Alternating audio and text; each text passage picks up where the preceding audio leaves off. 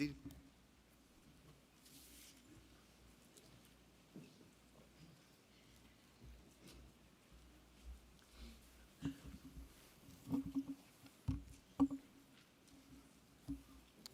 I want to invite you this evening to open in your New Testament to Mark chapter 4 as a beginning place. We'll actually end up in chapter 5, but start in Mark chapter 4.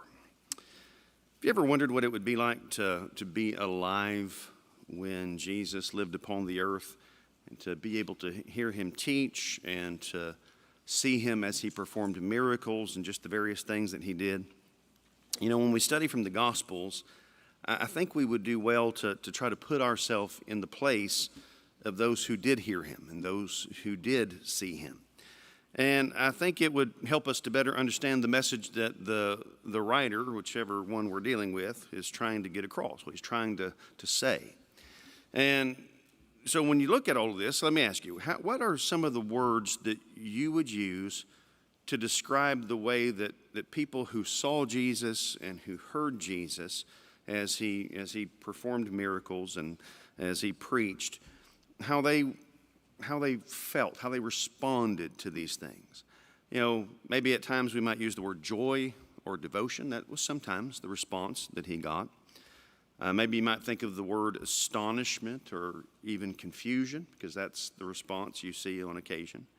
Words like anger or resentment have to come into play, because those were sometimes the response.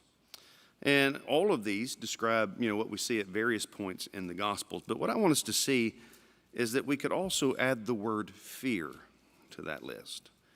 A good example is when Jesus and his disciples here in Mark chapter 4 were overtaken by a storm while out on the Sea of Galilee. And there were waves crashing over the boat, and it was beginning to fill up with water. Jesus was sleeping, but the disciples were afraid. And they woke him up, and in verse 38, they said to him, "Teacher, do you not care that we are perishing?" But I want you to notice what followed, verse 39. And he awoke and rebuked the wind and said to the sea, "Peace, be still." And the wind ceased, and there was a great calm. And he said to them, "Why are you so afraid? Have you still no faith?" And they were filled with great fear and said to one another, "Who then is this that even the wind and the sea obey him?" So they're already afraid. And when Jesus calms the storm, makes everything, better, they're even more afraid. That's the response that they come up with on this occasion. How often do you think things like that happened? I wouldn't be surprised if they happened fairly often. And that doesn't necessarily fit the way that many people think about Jesus, but I would suggest that it was the response of many of the people who came into contact with him and who heard him and who witnessed the things that he did.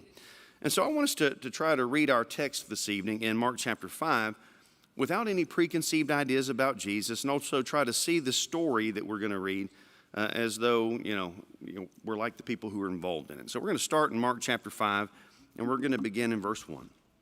It says, "They came to the other side of the sea, to the country of the Gerasenes. And when Jesus had stepped out of the boat, immediately there met him out of the tombs a man with an unclean spirit.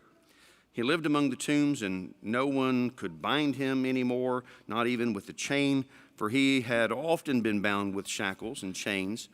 But he wrenched the chains apart, and he broke the shackles in pieces, and no one had the strength to subdue him. And night and day among the tombs and on the mountains, he was always crying out and cutting himself with stones. And when he saw Jesus from afar, he ran and fell down before him, and crying out with a loud voice, he said, 'What have you to do with me, Jesus, Son of the Most High God? I adjure you by God, do not torment me.' For he was saying to him, 'Come out of the man, you unclean spirit.' And Jesus asked him, 'What is your name?' And he replied, 'My name is Legion, for we are many.' And he begged him earnestly not to send them out of the country. Now a great herd of pigs was feeding there on the hillside, and they begged him, saying, 'Send us to the pigs, let us enter them.' And so he gave them permission, and the unclean spirits came out and entered the pigs, and the herd, numbering about 2,000, rushed down the steep bank into the sea and drowned in the sea. And the herdsmen fled and told in the city and in the country, and people came to see what it was that had happened. And they came to Jesus and saw the demon-possessed man, the one who had had the legion, sitting there clothed and in his right mind, and they were afraid. And those who had seen it described to them what had happened to the demon-possessed man and to the pigs. And they began to beg Jesus to depart from their region. As he was getting into the boat, the man who had been possessed with demons begged him that he might be with him, and he did not permit him, but said to him, "Go home to your friends and tell them how much the Lord has done for you and how he has had mercy on you." And he went away and began to proclaim in the Decapolis how much Jesus had done for him, and everyone marveled. You know, it was bad enough that the disciples were overtaken by this storm as they were crossing the Sea of Galilee. And that was really only the beginning of things. Under normal circumstances, it would have taken, 2 hours or so to cross the lake. And we're told that it was already evening when they began to cross. I'm sure they were blown off course by the storm as well. And of all places to land at night, they found themselves near a graveyard. Actually, it was tombs. Same thing, close enough. And at this particular set of tombs, there was a demon-possessed man who screamed day and night. And so after experiencing the storm, I'll just go ahead and tell you, I would have been glad to get off the boat. I would have wanted my feet to be planted on firm ground. But the last place that I would have wanted to land was somewhere near the tombs at night with a wild maniac screaming in the distance. Not my kind of thing. And so I wouldn't be surprised if the disciples kind of felt the same way. You notice in verse 2, it says that Jesus stepped out of the boat. It doesn't say anything about the disciples stepping out of the boat. I'm sure they did somewhere along the way, but Jesus, you go first. It doesn't talk about them getting out. And so when Jesus got out of the boat, he's met by a man with an unclean spirit, a man who is demon-possessed. And I doubt this is all coincidental. It seems to me that there was a purpose for Jesus and for the disciples landing where they did, when they did. And you might wonder, as we have read this, you might wonder, what value is there in talking about the dealings of Jesus with this demon-possessed man? Yes, there was a purpose for all of that happening at that point in time, but what does that have to do with us? There are no demon-possessed people today, so what are we doing when we read stories like this? And so Mark didn't include this story because it's a story about demon possession. He wasn't trying to tell us about demons as much as he was trying to tell us something about Jesus. And one of the purposes of Mark's gospel, I think, when you go through and you read it, is to show the power of Jesus to confront evil. You see that again and again and again. And so if you read the gospel of Mark, you'll see this pattern where evil is confronted consistently with good in the person of Jesus. And he always comes out victorious in these confrontations, every last one of them. And the reason Mark recorded all of this is so that those who would come to read his gospel, that they would see these things, come to understand that when they're confronted with evil, they can face it. They can face it through the power of Christ. He proved that he had power to confront and to overcome evil time and time again, and he can still do that. He can help us do the same thing. And so we may not have to deal with demon possession in our day, but the influence of evil in our world is still very much a real thing. And what Mark reveals is that we can have victory over evil if we choose to follow Jesus. And so as we look at this passage, I want us to notice 3 conversations that take place, kind of to set the background for some practical points later on. And the first conversation that I want you to notice as we go through this is the one that took place between Jesus and the demons. And you see that, it goes from about verse 7 to about verse 13. And, there's this back and forth of, you don't send us into the abyss, don't torment us, don't do all these things, let us go into the pigs, all those things that are said. And one of the interesting things about this, about what is said and what we read, is that it gives us a little bit of insight into the relationship between Jesus and demons. There's not a whole lot said about demons in the New Testament. In fact, you may have noticed that when you come across them in the New Testament, they're just kind of presented or spoken of in a matter-of-fact kind of way. But this passage does give us a little bit of insight into them and how they related to the Lord. And one thing you can see in this is that these demons acknowledged that they had absolutely no kinship whatsoever with Jesus. If you remember, at various points, or at least at one point we know for sure, but the Pharisees once said that the reason Jesus could cast out demons was because he was in league with them. It's almost like, let's put on this show and make it seem like I can do these things, but that's not what the demons here say. They say to him in verse 7, what have you to do with me, Jesus, Son of the Most High God? we don't have any connection. The implication is there's no connection between them at all. And something else we find is that the demons had no idea what the Lord was going to do to them. They could not read his mind. They certainly were not omniscient. That is, they were not all-knowing. They couldn't read the mind of Jesus to find out what he intended to do with them. They may have had a good idea of what he was going to do with them, but they didn't know that for sure. We can see that they were powerless to resist Jesus, that they were going to come out of this man one way or another, and they knew that they were not going to be able to resist whatever it was that Jesus commanded them to do. The Lord had power over them, and it was up to him where they would go, and so they entreated him not to send them into the abyss. Luke 8, verse 31 tells us the counterpart story. They had tortured this man night and day. It was, out by the tombs and couldn't be bound by chains and all the things that went with that. They tortured him night and day for no telling how long. And yet they wanted to be spared from torture themselves. Do not torture us, they said to the Lord. And so the tormentors pled to be spared from torment, but they understood that Jesus had the power to do with them as he willed. And I don't know why they wanted to be sent into the pigs, especially considering what happened, an event that one guy referred to as the silence of the hams. I think it's a pretty good way of putting that. But Jesus gave them permission to do just that. Many people have wondered, why would the Lord allow such a thing? And some have concluded that it was, Jewish people shouldn't have had pigs in the first place. They had no business having pigs. But this didn't happen in Jewish territory. This happened in Gentile territory, and there was nothing wrong with Gentiles having them. And so I don't know that we can say for sure why Jesus allowed this. But one reason may have been to show the true nature of the devil and his servants. They are destroyers.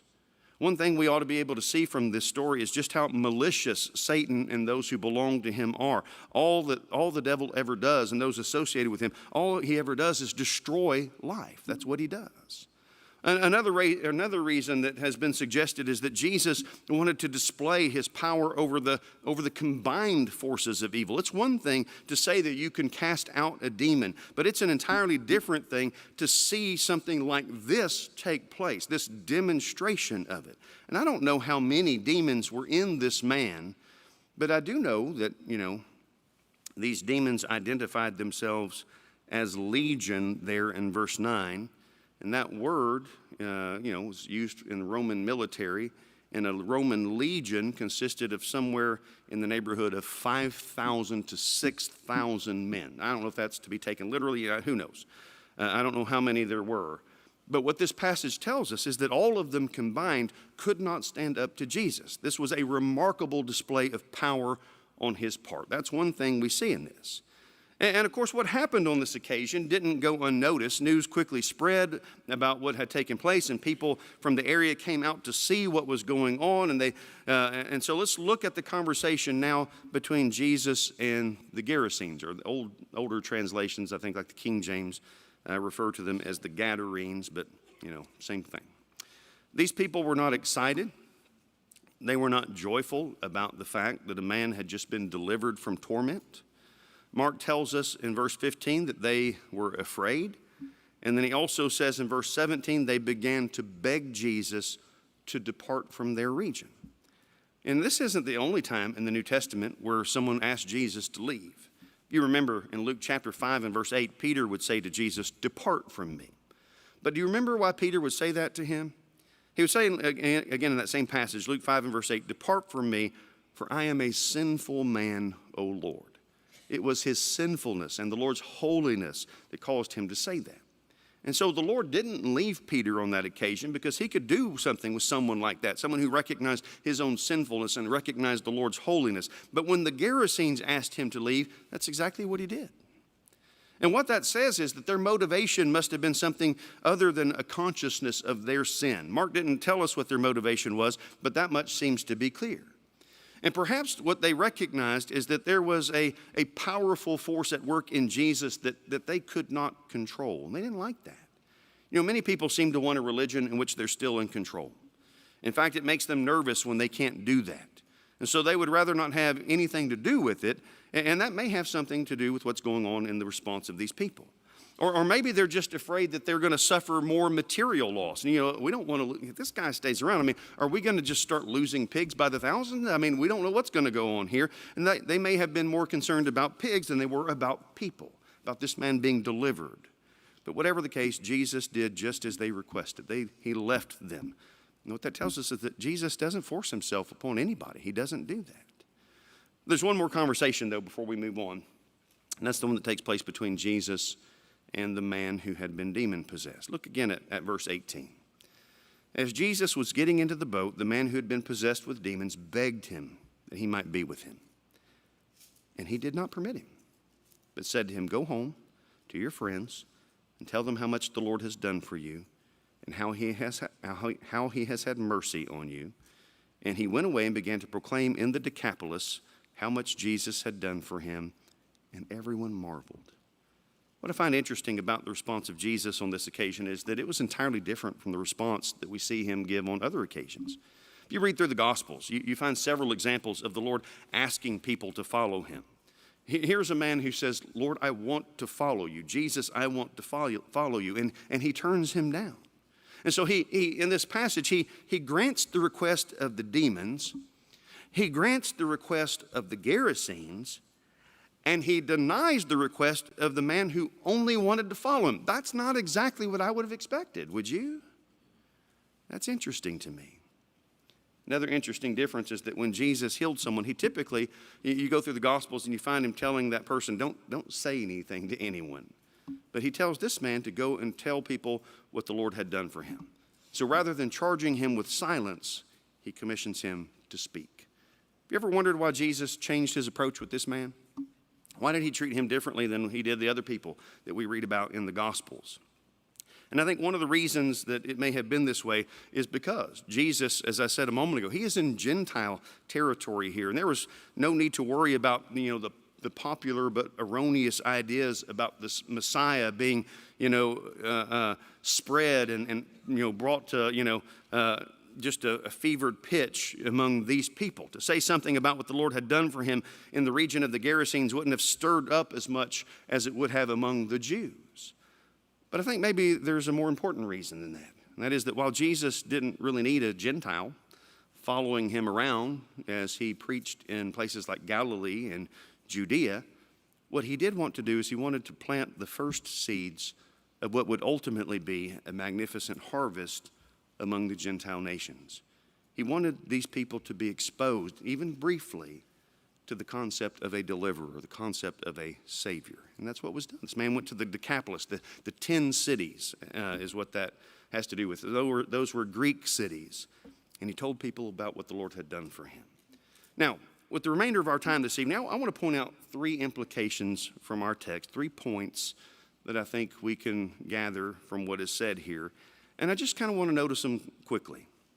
And the first thing that I want us to see along those lines is that when we meet Jesus, it means that deliverance becomes available. That's what we see in this passage.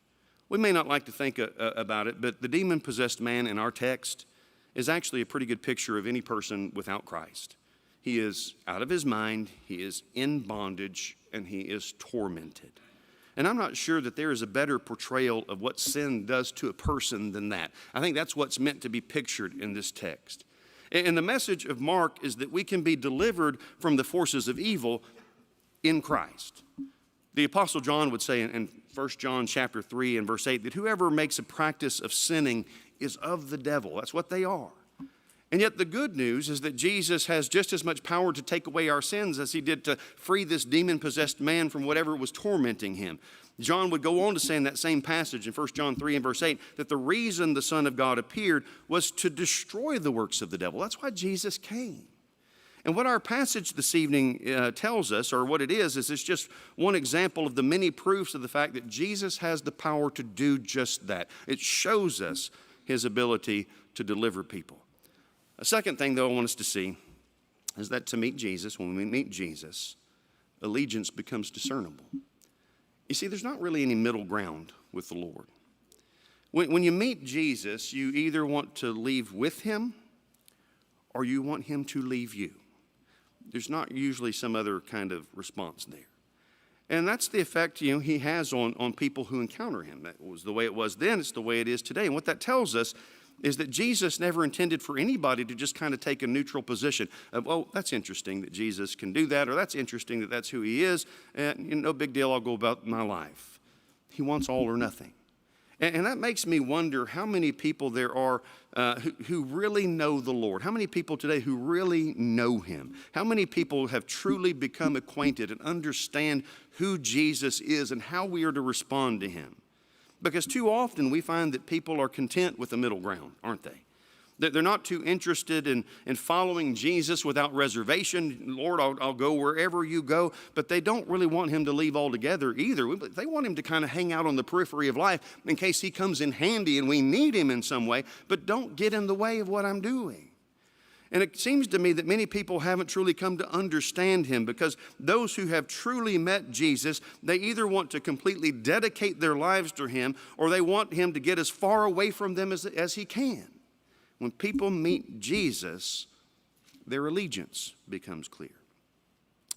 And then finally, and we'll make this one actually pretty short, to meet Jesus means that silence becomes impossible. People who encountered the Lord, they couldn't keep quiet about him, one way or another. And they either slandered his name or they held it up as the hope of the world. But they couldn't keep silent about him. And I think that begs the question for us. What do we have to say about Jesus? That's an important question, isn't it? What do we have to say about Jesus? We are the ones who know him. We're the ones who need to let our voices be heard, because we live in the midst of a world where there's so many people who talk about Jesus who don't really know the right message to say about him. Sometimes they get it entirely wrong. Sometimes they get it fairly close, but still mess it up somewhere along the way. And what that means is we need to speak out, because the truth needs to be told. I hope that as we've looked at this passage this evening, it's maybe caused us to think in some ways about Jesus that are a little bit maybe renewed in some way. People in the first century, the people that he dealt with, they couldn't simply ignore him. They couldn't simply follow him at a distance, generally speaking. We'll kind of keep our eye on him and have a, general interest in what he says and what he does. They either hated him or they devoted their lives to him. And the question for us is this: do we need to meet Jesus again? Do we really know him? The Jesus that's presented in the pages of the New Testament. We can help you in some way this evening in your relationship with the Lord, whatever that might be. We hope that you'll allow us to do that. If you'd like to take a look at Jesus, open up the scriptures, come to better understanding of who he is so you know how you relate to him, we'd love to do that with you. We'd like to take that time. If you already know, if you recognize your need this evening to respond to the Lord's invitation, whatever way that might be, whatever way we can help you, we ask you to come tonight as we stand and as we sing. Living below